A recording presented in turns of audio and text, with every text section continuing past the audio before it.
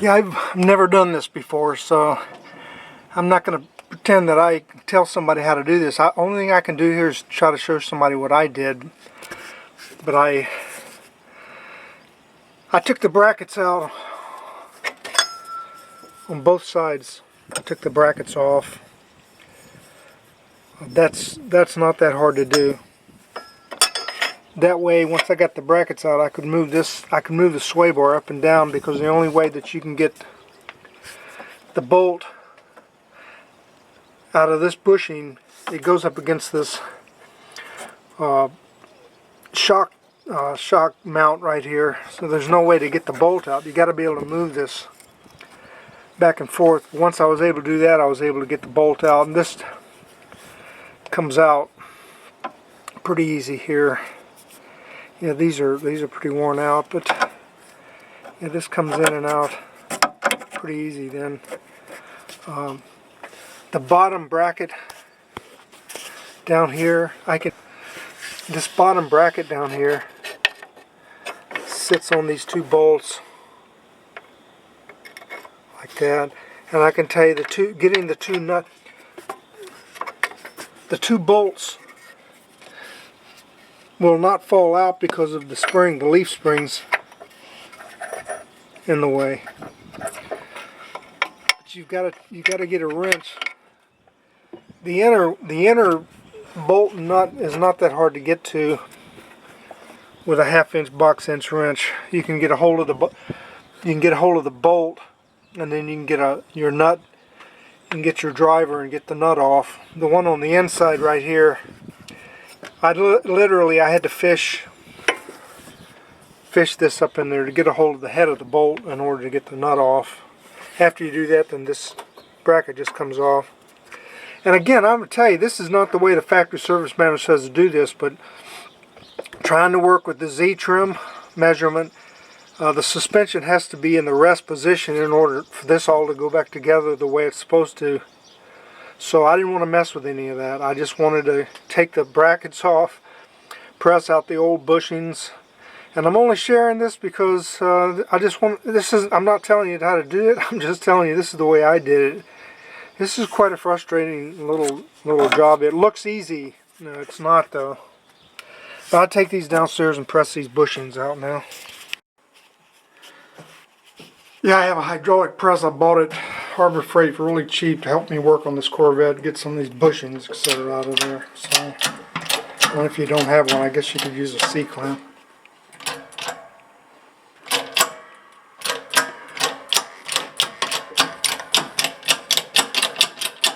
Pushed it out pretty good. So yeah, pushed it out pretty good.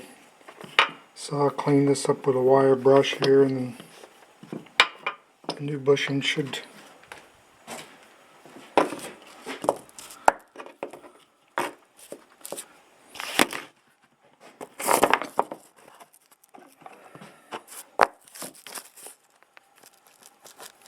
Yeah, new bushings going there pretty good, so let's press those in there. Yeah, these look a little worn. I took a wire brush, pushed it up in there like this.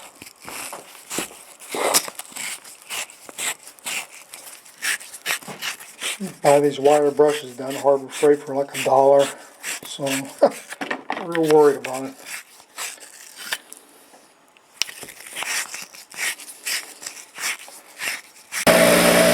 Put these in the wire brush on the grinder, clean them up a little bit, make them look a little nicer. Just going, like I said before, I've never done this before, so I have to do everything. I'm just following directions, but it says make sure that all the rubber is moved from the inside of the shell. I put a wire brush to it and clean them up a little bit. Grease the inside diameter and the outside diameter of the new bushings, outside of the steel sleeves and the inside of the shells. So pretty much the grease comes with the kit. Pretty much everything has to be greased up. So get to that and see if I can get it back on the car. Here's the grease. Then it also says hand press the bushings into the control arm bracket. So then I think you put the steel sleeve in afterwards. So you have to get the after you get them greased up, they press in there pretty easy. I don't think it's a matter of just you got to grease this up inside and outside and put it back on the car. Okay, the steel sleeve that goes on the inside of the bushings on the bracket were very tight, so I ended up having to press them in with a press. So yeah, I'm just going to take an old socket that fits on here. The bushing goes down inside the socket, so I don't bend up that sleeve. So obviously you need it. And anyway, I'll just put this up in here and press it out. According to the directions, this goes in here like this, pressed in here like this, and this goes over this.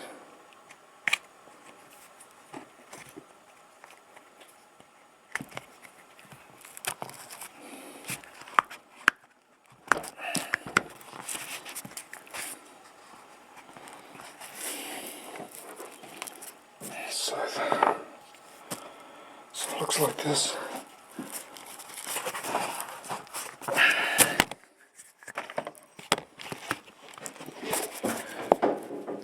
This is going to have to be all cleaned up inside and out.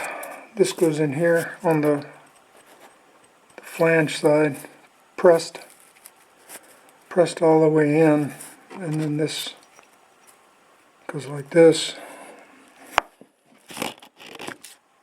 Sorry, goes like this, pressed up.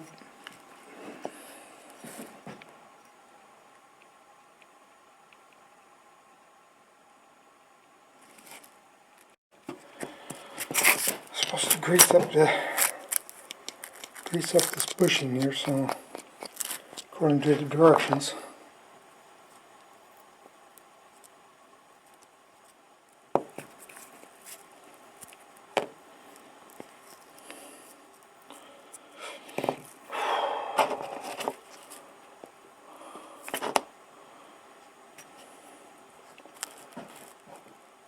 It says hand press this in, but oh, it does go in.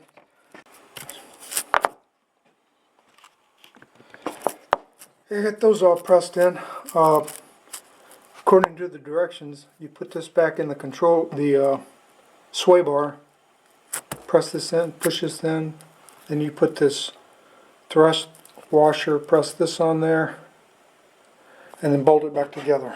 So I guess we'll see. Once you push the sleeve and the bushing back up in the sway bar, the thrust washer goes on there pretty nicely. There's supposed to be a 13mm gap right here according to the factory service manual, which there is. So the best thing now is just to bolt it back together. Yeah, according to the factory service manual, there needs to be a 13mm gap right in the bushing right here, which is right here, the way they're showing it. The only other thing left to do is put the bolt. How to get the bolt in there and then torque it down. And I'll put the torque specs in at the end of the video. Now on the passenger side, this shell right here literally came out. I don't know.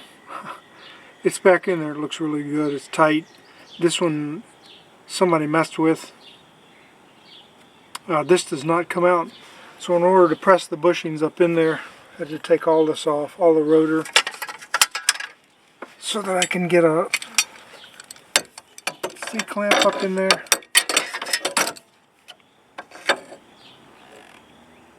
And press them in. There's no other way.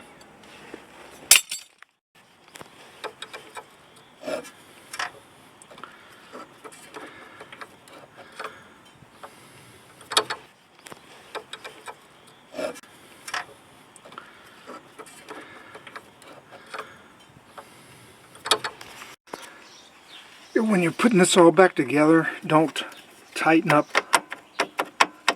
things up until you get everything lined back up, because it's not easy to fit it all back together.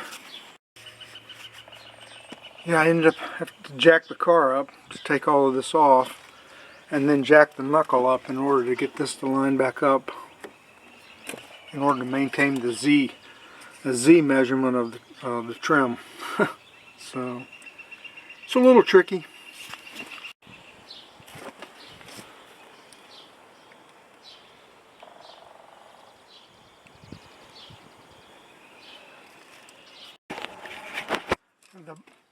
The bushings that attach to the sway bar to the frame, you've got two 15mm bolts straight up into the frame.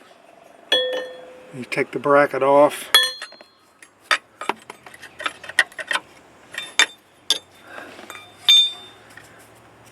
And then get this off and put the new bushings on there.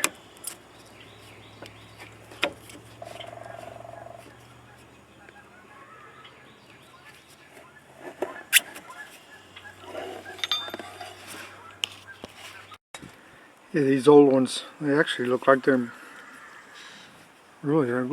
pretty good shape, really, but came with the kit, so I put them on there anyway. Goes back together like this to hold the bushing in there.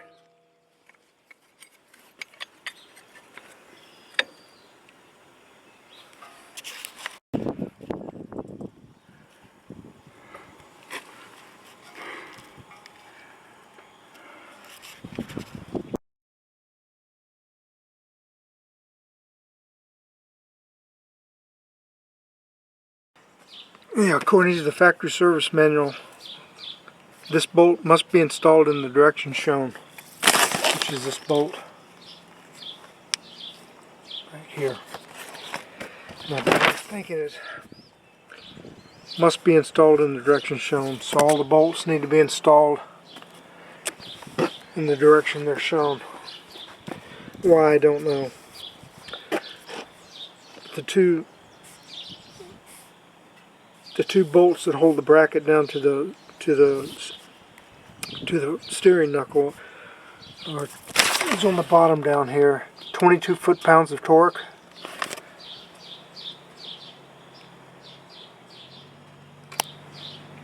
This bolt right here is 35 foot-pounds of torque. And the bottom bolt on the bottom down there, 35 foot-pounds of torque. The two bolts that hold the bracket up to the frame, 40 foot-pounds of torque. These bolts. These two bolts, 40 foot-pounds of torque.